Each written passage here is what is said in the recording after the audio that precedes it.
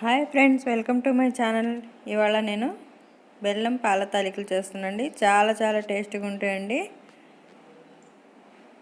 ఇవి ఎలా తయారు చేసుకోవాలో ఇప్పుడు ఈ వీడియోలో మనం చూద్దామండి. ఫస్ట్ ఒక గిన్నె తీసుకోవాలండి. మందంగా ఉన్న గిన్నె తీసుకోవాలండి. దాంట్లో 2 కప్పుల బెల్లం తీసుకుంటున్నానండి. తురిమిన బెల్లం అండి. 4 కప్పుల పాలకి 2 కప్పుల బెల్లం తీసుకుంటున్నానండి. కరెక్ట్ మెజర్మెంట్ అండి ఇది. తర్వాత ఒక హాఫ్ కప్ వాటర్ వేసుకోవాలండి. వాటర్ వేసుకొని పాకం చేసుకోవాలండి. బెల్లం పాకం వచ్చే వరకు మనం చేసుకోవాలండి. ముదురు పాకం అవసరం లేదండి, లేత పాకం వస్తే చాలు, తీగ పాకం. చూసారండి, ఈ విధంగా బెల్లాన్ని మనం కలుపుకుంటూ మధ్యలో పాకం వచ్చే వరకు కలుపుకోవాలండి. చూసారా, ఈ విధంగా పాకం వచ్చేసింది మనకి. ముదురు పాకం అవసరం లేదండి, తీగ పాకం వస్తే చాలండి లైట్గా. తర్వాత ఈ బెల్లం పాకాన్ని వేరే గిన్నెలకి వడగట్టుకోవాలండి. బెల్లంలో ఏమన్నా వేస్టేజ్ ఉంటే వడగట్టడం వల్ల అది పోతుందండి. చూసారా, వేరే గిన్నెలు నేను వడగడుతున్నానండి. తర్వాత అదే గిన్నెలో కొంచెం వాటర్ పోసుకోవాలండి. వాటర్ ఎందుకంటే అడుగంటకుండా ఉంటుందండి, పాలు అడుగంటకుండా ఉంటాయి. ఇప్పుడు 4 కప్పుల పాలు తీసుకుంటున్నానండి నేను. 2 కప్పుల బెల్లానికి 4 కప్పుల పాలండి. తర్వాత 2 కప్పుల వాటర్ వేసుకోవాలండి. ఆ పాలల్లో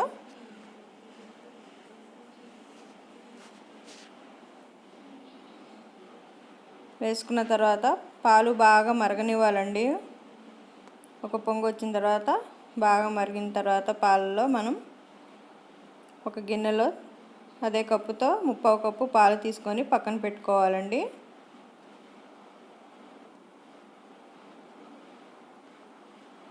తర్వాత అరగంట ముందే నేను సగ్గుబియ్యాన్ని నానబెట్టుకున్నానండి. ఒక గుప్పెడు సగ్గుబియ్యం అయితే చాలండి, ఎక్కువ అవసరం లేదు. స్లోగా కలుపుతూ అడుగంటకుండా ఉండాలండి. మనం కలుపుకుంటూ ఉండాలండి మధ్యలో. సగ్గుబియ్యం బాగా ఉడికేలోపు మనం తాలికలు తయారు చేసుకుందామండి. 1 కప్పు బియ్యపిండి అండి. ఆ బియ్యపిండిలో మనం బెల్లం పాకాన్ని ఒక గరిటెడు వేసుకొని బాగా కలుపుకోవాలండి. ఫస్ట్ వేడిగా ఉంది కాబట్టి స్పూన్తో కలుపుకోవాలండి. తర్వాత మనం ఆల్రెడీ పాలు పక్కన తీసి పెట్టుకున్నాం కదండి, ఆ పాలతోనే కలుపుకోవాలండి. తాలికల్ని వాటర్ పోయకుండా పాలతో కలుపుతుంటే పాల తాలికలు చాలా టేస్టీగా ఉంటాయండి. ఒకసారి ట్రై చేయండి. స్పూన్తో కలుపుకున్న తర్వాత చల్లారిన తర్వాత పిండిని మనం చేత్తో బాగా ముద్దగా కలుపుకోవాలండి. వీడియోలో చూపించిన విధంగా కలుపుకోవాలండి. చపాతీ పిండి కన్నా ఇంకా చాలా స్మూత్గా ఉండాలండి.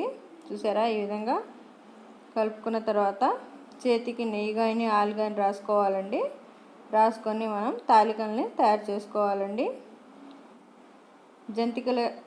జంతికలు తయారు చేసే గిద్దతో అయినా మనం పాల తాలికలు చేసుకోవచ్చండి, కానీ నేను చేత్తోనే తయారు చేస్తున్నాను. చూసారా, ఒక ప్లేట్ తీసుకుని ప్లేట్తో నేను తాలికల్ని తయారు చేస్తున్నానండి.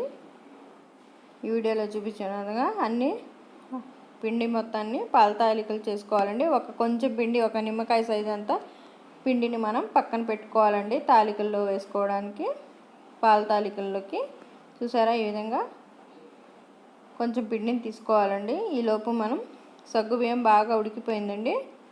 ఇప్పుడు మనం తయారు చేసుకున్న తాలికల్ని స్లోగా వేసుకోవాలండి. ఈ పాలల్లో యాడ్ చేసుకోవాలండి స్లోగా.